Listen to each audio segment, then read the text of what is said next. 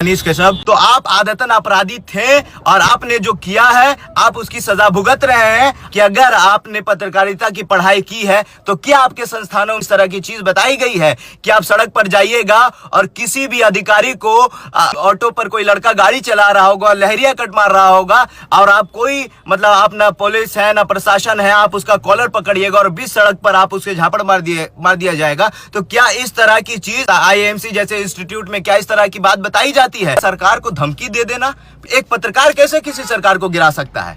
हाँ, अपने रिपोर्ट के जरिए सरकार को आईना दिखा सकता है। आप भी चाह रहे थे कि आरएसएस के विचारों पर चलेंगे, हमारे साथ हिंदुत्व जोड़ेंगे और हम ज्यादा पैसा कमाएंगे। हम एक पत्रकार हैं, हमारे पास सवाल करने की आजादी है, हम जज नहीं बन सकते हैं, हम जजमेंट नहीं दे सकते हैं। आप भाजपा के प्रति सॉफ्ट थे, इसी सरकार को धमकी दे देना। मनीष कश्यप का जो तरीका था, ये अपराधी थे हैं, लेकिन मनीष कश्यप जो करते थे वो हमारे नजरिए में एक रंगदार का तरीका था, गुंडई का तरीका था। जैसा कि आप सब जानते हैं कि बीते कुछ दिन पहले तमिलनाडु और बिहार राज्य के जो संबंध है उसको खराब करने की कोशिश की गई थी, लेकिन इसके पीछे कौन थे? आपको बता दें कि बिहार में एक बड़ा चेहरा है, एक बड़े यूट्यूबर हैं मनीष कश्यप। वो अपना एक सस्तक न्यूज चैनल चलाते हैं, कई लोग उन्हें पत्रकार भी मानते हैं, लेकिन उनका जो रवैया था, उनका जो तरीका था, उस हिसाब से शायद हमारे जैसे लोग उन्हें पत्रकार नहीं मानते। आपको बता दें कि मनीष कश्यप ने बिहार सरकार को बदनाम करने के लिए और तमिलनाडु और बिहार का जो संबंध है उस संबंध को खराब करने के लिए फर्जी वीडियो मनीष कश्यप ने बनवाया था, जिसके बाद उस वीडियो की जांच होती है और अल्ट न्यूज के जरिए पता चलता है कि ये फर्जी वीडियो है।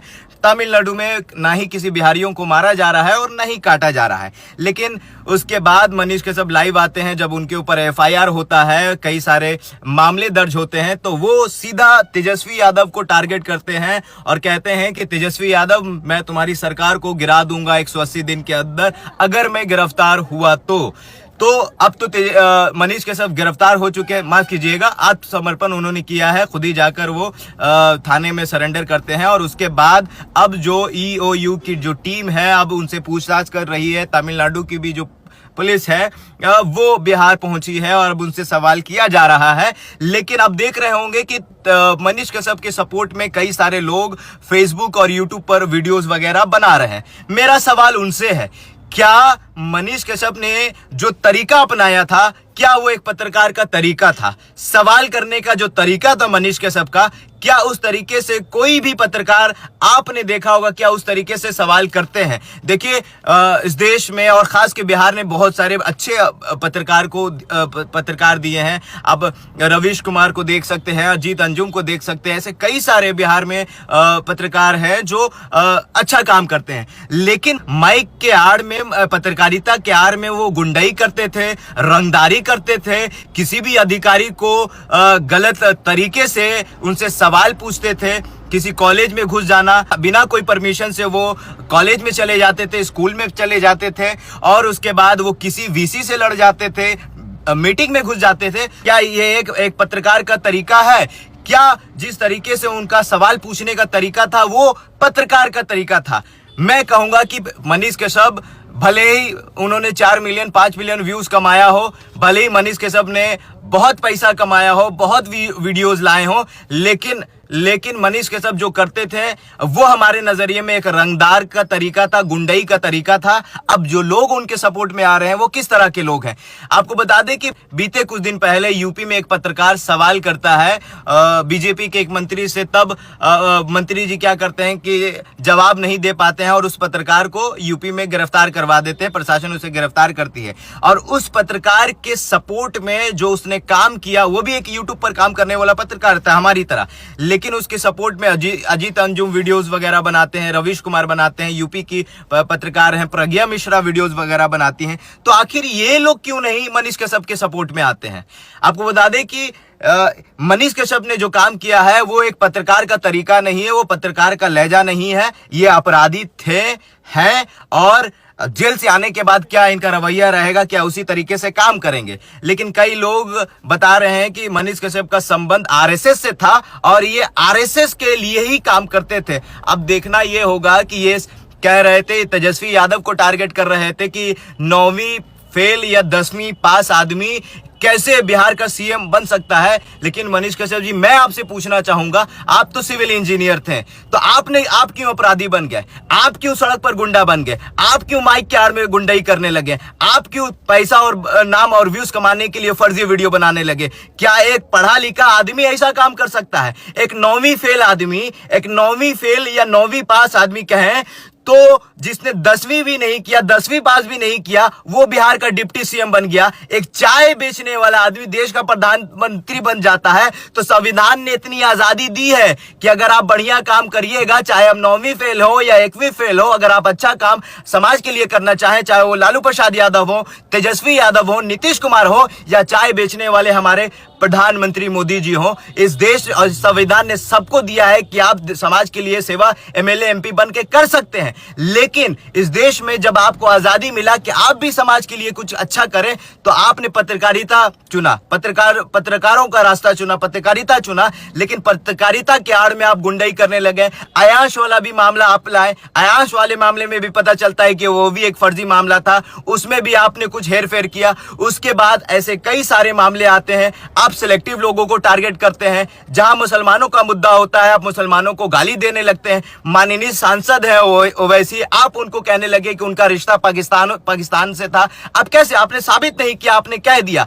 तो आप आदतन अपराधी थे और आपने जो किया है आप उसकी सजा भुगत रहे हैं। अब मैं कहूंगा कि जो आपने ट्रेंड लाया, आपने जो पत्रकारिता को एक नया रास्ता दिया, शायद वो जो रास्ता जो आपने चुना है वो एक अपराधी का रास्ता था, जिसका अंजाम आप भुगत रहे हैं। अब मैं उन लोगों से कहूंगा कि जो लोग सड़क पर हंगामा कर रहे हैं, जो लोग मनीष कश्यप के सपोर्ट में फेसबुक पर आई सपोर्ट मनीष कश्यप लिख रहे हैं, मैं पूछना चाहूंगा कि अगर आपने पत्रकारिता की पढ़ाई की है तो क्या आपके संस्थानों में इस तरह की पढ़ाई बताया, इस तरह की चीज बताई गई है कि आप सड़क पर जाइएगा और किसी भी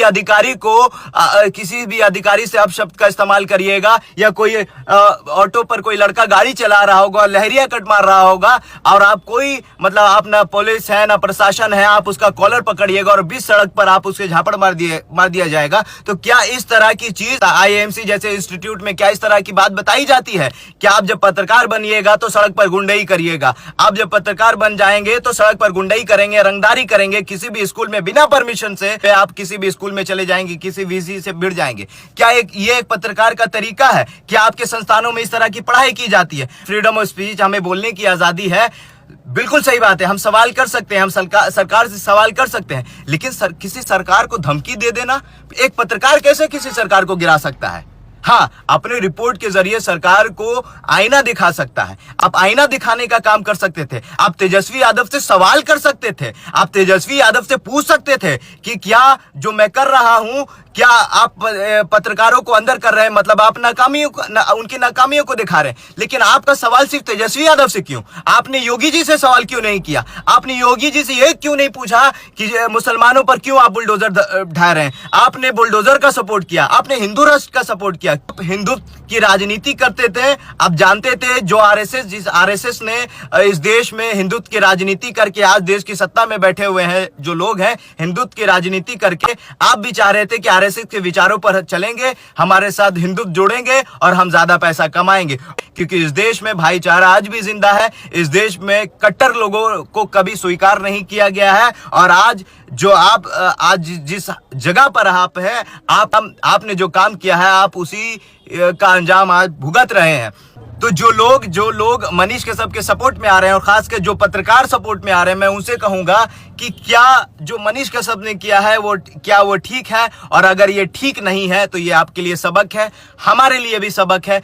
कल अगर हम गलती करेंगे तो कानून हमारे लिए भी है, मनीष कश्यप के लिए भी है। और जैसे मनीष कश्यप को अपराधी कहा जा रहा है, अगर हम कोई गलती करते हैं तो कल हम भी अपराधी होंगे। हम एक पत्रकार हैं, हमारे पास सवाल करने की आजादी है, हम जज नहीं बन सकते हैं, हम जजमेंट नहीं दे सकते हैं, और हमारे अंदर इतनी हैसियत नहीं है कि हम किसी सरकार को गिरा दे। जिस तरीके से आप तेजस्वी यादव को टारगेट कर रहे थे, लालू प्रसाद यादव को टारगेट कर रहे थे, नीतीश कुमार को टारगेट कर रहे थे। अगर आपके अंदर ईमानदार अगर आप पत्रकार होते तो आप योगी जी से भी सवाल करते। हाथरस में जिस बच्ची के साथ रेप हुआ, उन रेपिस्ट को, उनमें से जो 4 रेपिस्ट हैं उनमें से 3 को छोड़ दिया गया, तो आपने योगी जी से सवाल नहीं किया। आप भाजपा के प्रति सॉफ्ट थे।